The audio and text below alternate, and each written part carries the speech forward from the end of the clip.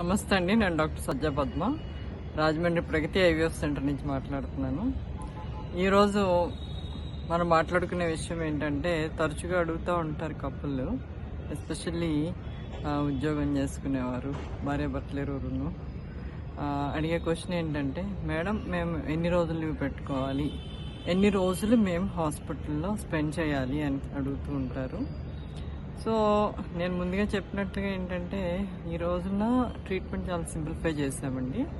దాన్ని సెగ్మెంటేషన్ చేసామన్నమాట. ముందుగా ఎంబ్రియోస్ ప్రిపేర్ చేస్తాము, తర్వాత ఎంబ్రియోస్ని ఫ్రీజ్ చేస్తాం అన్నమాట. ఫ్రీజ్ చేసిన తర్వాత ఎంబ్రియో రిప్లేస్మెంట్ ఎప్పుడైనా మీ కన్వీనియంట్ టైంలో ఎప్పుడైనా రిప్లేస్ చేయించుకోవచ్చు. సో దీనికి ఎంతంత టైం స్పెండ్ చేయాలనేది చెప్తాను నేను. ముందు ప్రీవియస్ వీడియోలో చెప్పినట్టు డైట్కి చాలా ఇంపార్టెన్స్ ఇవ్వాలండి. డైట్కి కానీ మన నిద్రకి, స్లీపింగ్ అవర్స్ కనీసం ఒక 7 అవర్స్ ఉండేలాగా ముందుగానే ఒక 2-3 months నుంచి మీరు ప్రిపేర్ అయినట్లయితే, మంచి ఆహారం అంటే ఆకుకూరలు, నట్స్, నెక్స్ట్ బయట ఆహారము మితం కాదు, అసలు పూర్తిగా మానేయటం అనేది చేయాలండి. బయట తీసుకునే ఆహారము, especially biryanis, fried foods, snacks ఇవన్నీ అవాయిడ్ చేసి న్యాచురల్ ఫుడ్స్, ఆకుకూరలతో కూడుకున్న ఆహారము.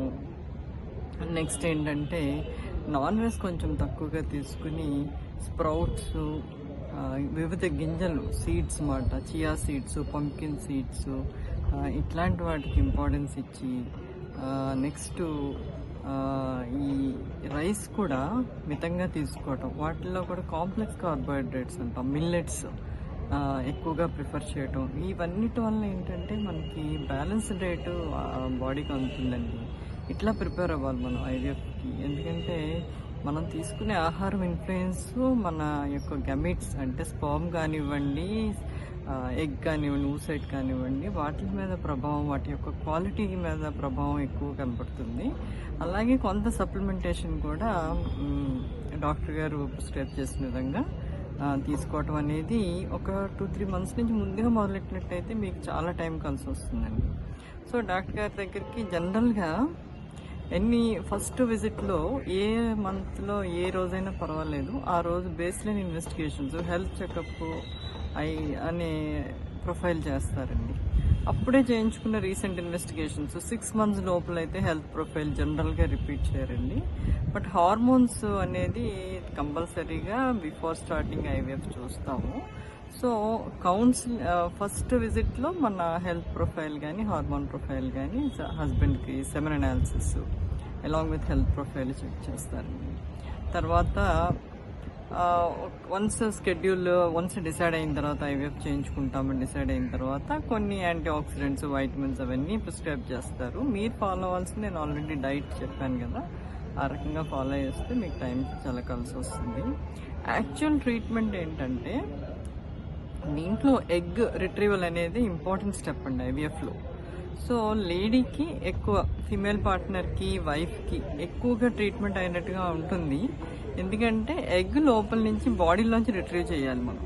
సో మోస్ట్లీ ట్రీట్మెంట్ అంతా దాని చుట్టూనే రివాల్వ్ అవుతూ ఉంటుంది. ఖర్చు కూడా దానికే పెడతా ఉంటాం మనం ఎగ్ రిట్రీవల్కి. ఎందుకంటే సాధారణంగా ఒక్క ఎగ్ రిలీజ్ అయ్యేది మనకి ఐవీఎఫ్లో 10 to 15 eggs ఐడియల్గా కావాలండి. సో దీనికోసం ఏంటంటే 15 days స్టిమ్యులేషన్ పీరియడ్ ఉంటుంది. దానిలో కొంతమందికి 8 daysకే పెరుగుతుంది ఎగ్గు, కొంతమంది 12 daysకి, కొంతమంది 14 daysకి, ఇట్లా వేరీ అవుతూ ఉంటుంది అన్నమాట ఈ పీరియడ్.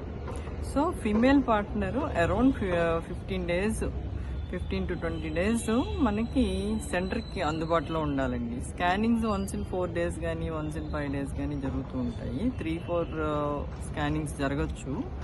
బట్ స్టిమ్యులేషన్ పీరియడ్లో మాత్రము సెకండ్ డే నుంచి కనుక స్టార్ట్ అయితే ఒక 15 days ఉంటుందండి. అదే ఫాలికల్స్ కనుక మనకి కొన్ని అంటే ఇర్రెగ్యులర్ సైజెస్లో ఉన్నాయనుకోండి, ప్రైమప్ చేస్తాం. ప్రైమప్ చేసినప్పుడు ఫస్ట్ 12 days కానీ, 2-3 days ఇంజెక్షన్స్ కానీ, ఇట్లా ప్రైమప్ చేయడానికి కొంత టైం స్పెండ్ చేస్తాము. అది మీ పనులు చేసుకుంటూ కూడా చేసుకోవచ్చు. అసలు దాని తర్వాత ఎగ్జాక్ట్ ఇంజెక్షన్ పీరియడ్ మాత్రము ఒక 15 to 20 days సెంటర్లో స్పెండ్ చేయాలి. ఎగ్స్ రిట్రీవ్ అయిన తర్వాత ఒక 2-3 డేస్కి బాడీ సెటిల్ అవుతుంది. ఆ టైంలో మళ్ళీ మీరు వెనక్కి వెళ్ళిపోయి మీ పనులు అవి చేసుకోవచ్చు. తర్వాత ఎంబ్రియో రిప్లేస్మెంట్కి వచ్చేసరికి ఓన్లీ ట్యాబ్లెట్సే ఉంటాయి ఇనీషియల్ పీరియడ్లో. సో అది హాస్పిటల్కి వన్స్ ఎ వీక్ వస్తే సరిపోతుంది. ఆ తర్వాత ఎంబ్రియోని రీప్లేస్ చేసిన తర్వాత ఫ్యూ అవర్స్ హాస్పిటల్లో ఉంటారు, ఒక హాఫ్ డే హాస్పిటల్లో ఉండి మళ్ళీ మీ ప్లేస్లకి కానీ మీ హౌస్లకి కానీ వెళ్ళిపోయి ఉండొచ్చు. ఇంకా అంతకన్నా హాస్పిటల్ అడ్మిషన్ ఏమీ అవసరం ఉండదు.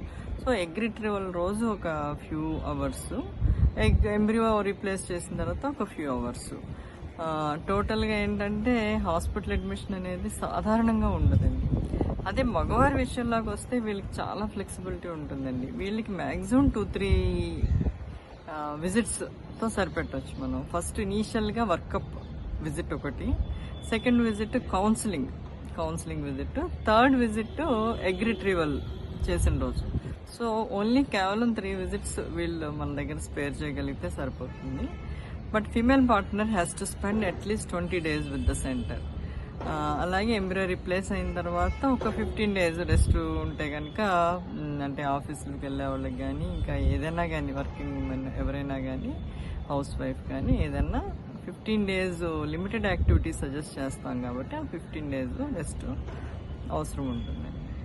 సో అది బ్రీఫ్గా ఈ కపుల్ ఎన్ని రోజులు అటెండ్ అవ్వాలి అనేదానికి మనం ఈ రకంగా ప్లాన్ చేసుకుంటే ఐవీఎఫ్ అనేది చాలా ఈజీగానే అనిపిస్తుంది, చాలా బర్డెన్ లాగే ఉండదు.